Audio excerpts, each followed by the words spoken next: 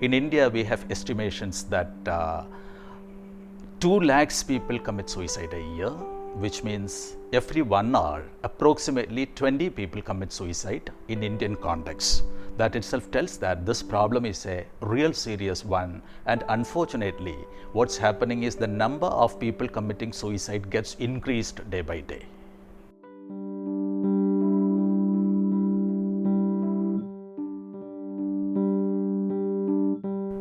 We have again evidences suggesting that 90% of the people who are trying to commit suicide or they have completed suicide have one or another form of either psychiatric or psychological diagnosis.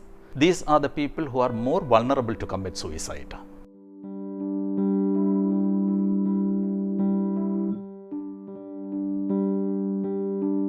Signs of suicide, predominantly if you observe a person, you will see a drastic change in their emotions, in their actions as well as in their thinking. All the 3 levels of behavior gets affected. Which means if you try to analyze their speech content, they'll be talking a lot about suicide, meaninglessness in life and their depressed mood, and finally they might also start talking about their decision to commit suicide. Here comes a very important thing we all should know.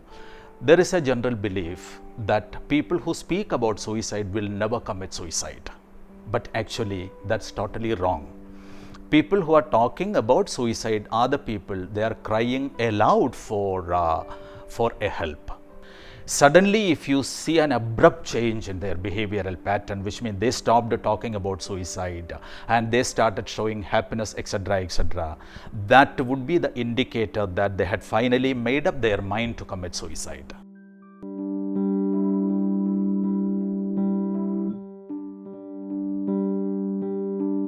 For any kind of mental health support, the support from the family is very important.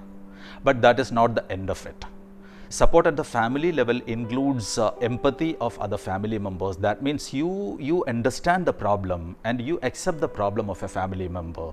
You are willing to listen to them and you are there to support them. That kind of the feeling should be induced in the minds of these people. And sometimes this alone doesn't work.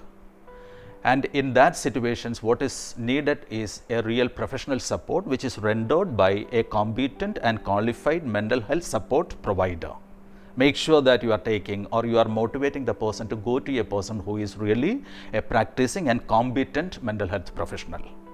And finally, again, there is, we have the hotline services, suicide prevention hotline services in almost all the big cities. It is in operation now. 24 hours people can call and there will be some trained counselors waiting for the calls and supporting such people.